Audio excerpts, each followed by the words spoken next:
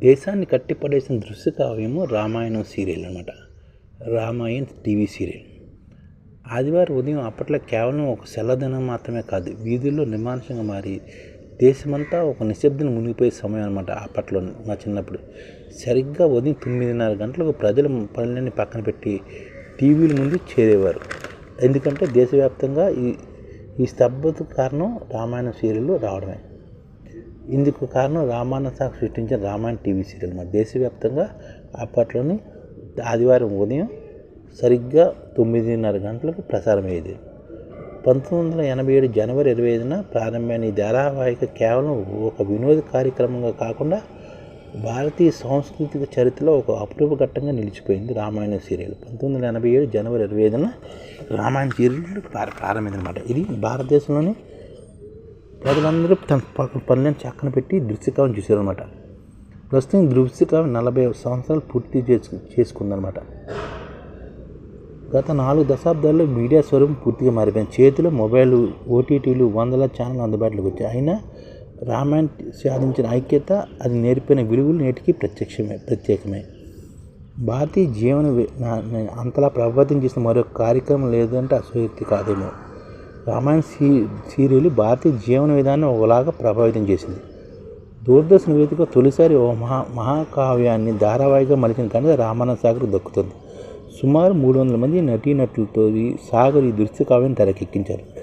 ప్రధానంగా గోస్వామి, తులసీదాస్ రామచరితమానసం ప్రాతిపదికగా తీసుకున్నప్పటికీ వాల్మీకి రామాయణంతో పాటు ప్రాంతీయ భాషల్లోని కంబను, భావార్థ, కృతివాసు, రంగనాథ రామాయణంలోని విశేషాన్ని కూడా పొందుపరిచారు.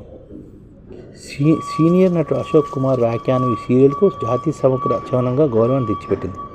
మొదట 52 ఎపిసోడ్లుగానే ప్లాన్ చేసిన ప్రేక్షకుల అపూర్వ స్పందన దృష్ట్యా దీన్ని 78 ఎపిసోడ్లకు పెంచాల్సి వచ్చింది. ఆ తర్వాత వచ్చిన లవకుశ సీక్వెల్ కూడా ప్రేక్షకులను విశేషంగా ఆకట్టుకుంది.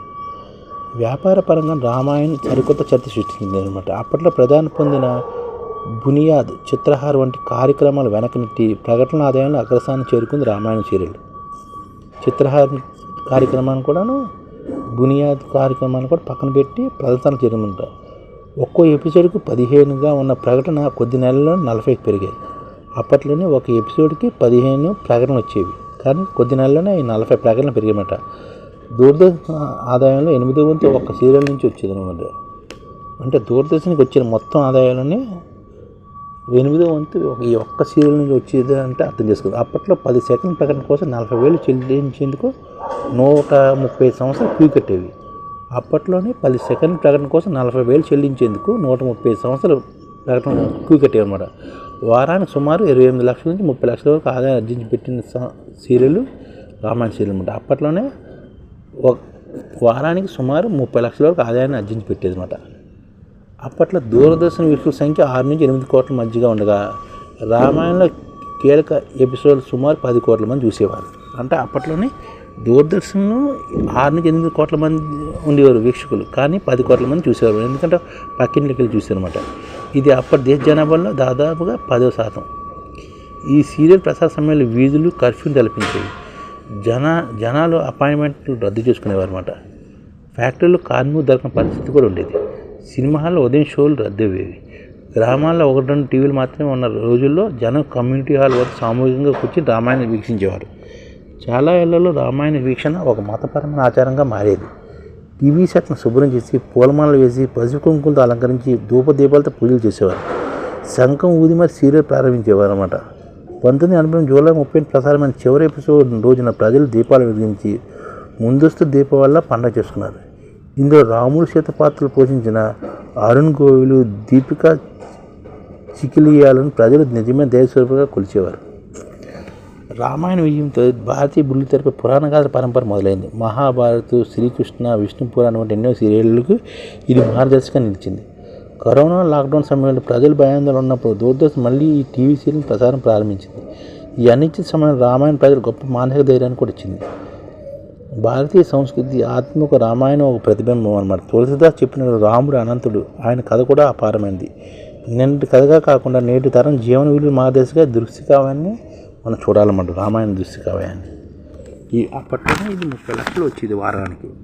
10 సెకండ్ల కోసం 40,000 వరకు చెల్లించేవారు అన్నమాట.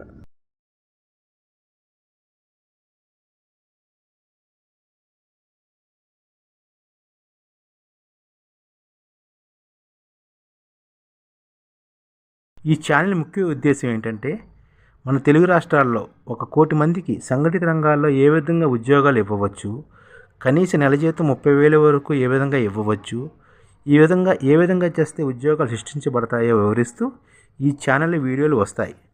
అలాంటి వీడియోలు మీకు కావాలంటే మన ఐడిఎఫ్ భాస్కర్ ఛానల్ని సబ్స్క్రైబ్ చేసుకోండి. ఐడిఎఫ్ అంటే ఇండియన్ డెవలప్మెంట్ ఫోర్స్. ఈ వీడియోలు చూసిన తర్వాత మీకు నచ్చితే లైక్ చేయండి, మీ ఫ్యామిలీ మెంబర్స్కి షేర్ చేయండి మరియు మీ ఫ్రెండ్స్కి షేర్ చేయండి. Thank you. నమస్కారం.